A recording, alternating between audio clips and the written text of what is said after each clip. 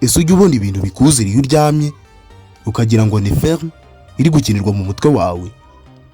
Akenshi uhawe sene muri iyo filme wenda ukibona uri gukora impanuka, byuka wavunaguritse cyangwa wananiwe cyane. Ibi byitwa inzozi, dreams mu rurimi rw'amahanga.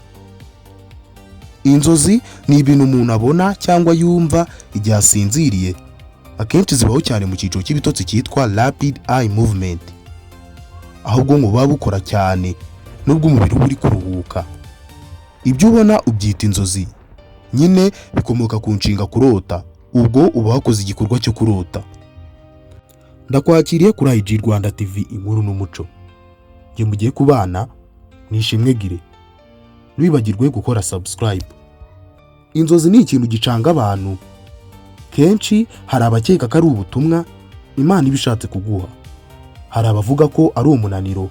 Hari n'abavuga ko ari ibyo uba wiriwemo biba biri kugarukira mu gihe ubwonko buri kwitunganya. Abandi ati ni imyuka mibi. Ariko se ukuri kwa nyako ni ukuhe?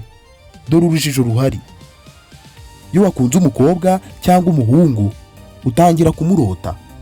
Iki gihe rero nuburane na wundi wavuze ko ari ibyo wiriwemo uba uri kurota araba gutsinze.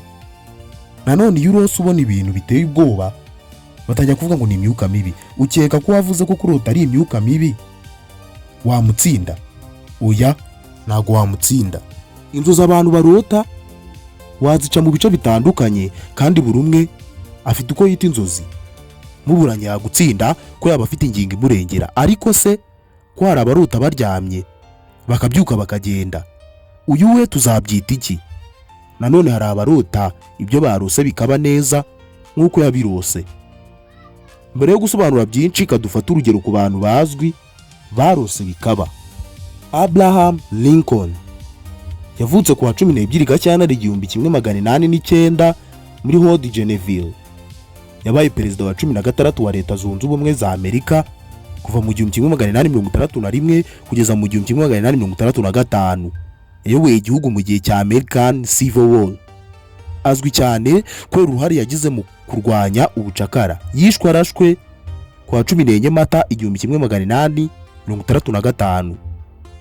Iminsi mike mbere y'urupfu rwa Lincoln yabwiye inshuti ze ko yarose. Yazibwiye ko ninjoro aryamye yarose yumva abantu barira cyane muri White House. Ngo yinjiye mu cyumba abona isanduku irimo umurambo wubashywe n'abasirikare. Abajije umusirikare ati ninde wapfuye? Aramusubiza ati perezida wa Amerika yishwe n'umwicanyi. Nyuma y'iminsi nka 15 Lincoln yarashwe n'umwicanyi maze arapfa. Nuko abantu benshi babona ko inzozi yarotaga zari ziri kumenyesha urupfu rwe. Undi yitwa Elias Howe. Yavutse ku wa 9 Nyakanga 1819 muri Spencer, umujyi muto uherereye muri leta ya Massachusetts muri Leta Zunze Ubumwe za Amerika. Uyu mugabo niwe wavumbuye imashini idoda mu 1846. Yabonye uburenganzira patent ku gihangano cye cyagize uruhare runini mu guhindura inganda z'imyenda. Uyu mugabo yatekereje uburyo yakora imashini ariko bikiri mu magambo. Yajya yikora bikanga ikaguma kugorana. Igihe kimwe aryamye ararota. Yarose yafashwe n'umwami ariko umutegeka gukora imashini idoda. Umwami amubwira ko natayisoza vuba ari bwicwe. Abasirikare bari bamurinze bari bafite amacumu afite umwenge hafi y'isonga.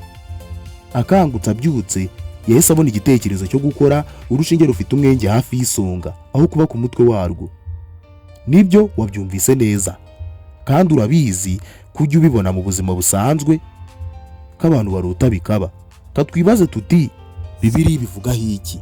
Bibiliya ivuga ko Imana ishobora kuvugana n'abantu binyuze mu nzozi, ariko kandi ikigisha ko atari inzozi zose zituruka ku Mana. Dore imirongo y'ingenzi. Iyi mirongo ngiye kuvuga nawe ushobora kuba wayireba muri Bibiliya yawe. Yobu umutwe wa 33 umurongo wa 14 kugera ku wa 18 haranditse ngo Imana ishobora kuvugana n'umuntu mu nzozi nijoro kugira ngo imuburire cyangwa imuyobore. Umubwiriza umutwe wa 5 umurongo wa 3. Inzozi nyinshi zishobora guterwa no guhangayika cyangwa ibikorwa byinshi umuntu aba yiriwemo. Iyi mirongo igaragara muri Bibiliya. Iyi mirongo isobanura ku nzozi. Hari n'indi myinshi cyane ibivugaho, ariko Bibiliya yigisha ko hari inzozi zituruka ku Mana zigamije kuburira, kwigisha cyangwa kuyobora umuntu. Hari kandi inzozi zisanzwe zishobora guterwa n'ibyo umuntu yatekereje, ibyo yanyuzemo cyangwa guhangayika. Niyo mpamvu Bibiliya ishishikariza abantu kudahita bemera buri nzozi, ahubwo bakazisuzuma bakareba niba zihuye n'ijambo ry'Imana koko. Ariko twakibaza ngo niba Bibiliya yivugira ko hari inzozi tugomba kwitondera, izi nzozi ziba zaturutse he? Nyakwigendera Papa Francis atarapfa yavuze ku nzozi.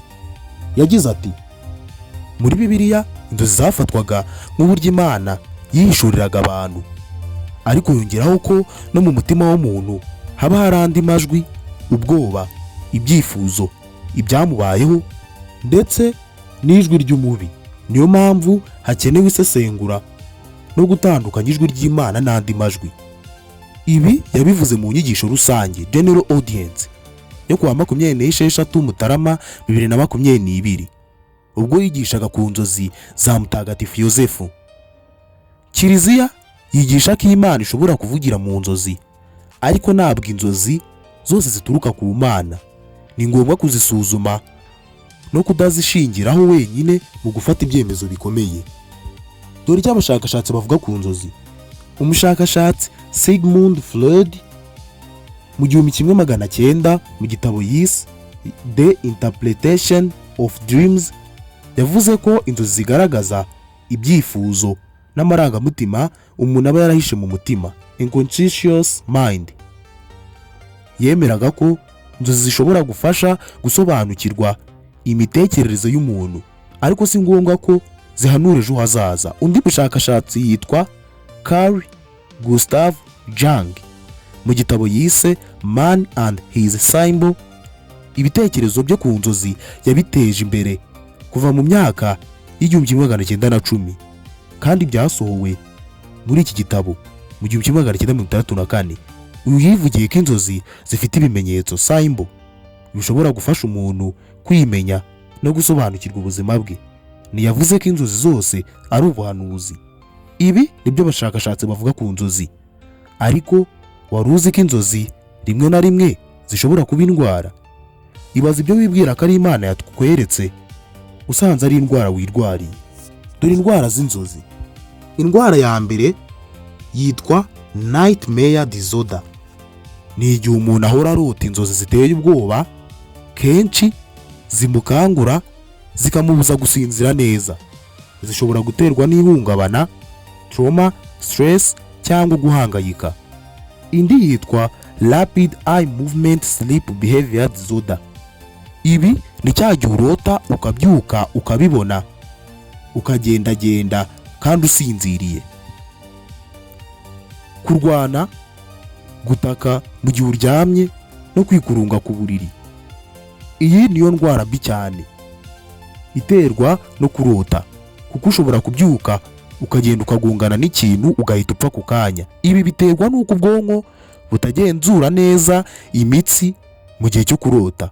Bikunze kugaragara ku bantu bakuze cyangwa abantu bakunda gukora ntibaruhuke. Indi ni insomnia.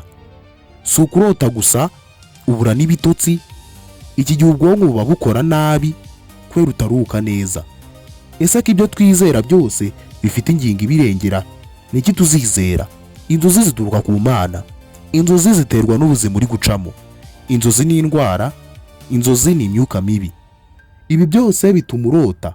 Icy'ingenzi si icyatumye urota, ahubwo mbere yo gufata umwanzuro ku nzozi, suzuma, sesengura, umenye iby'inzozi warose. Ndagushimiye ko wakurikiye IG Rwanda TV, inkuru n'umuco. Ntibagirwe gukora subscribe.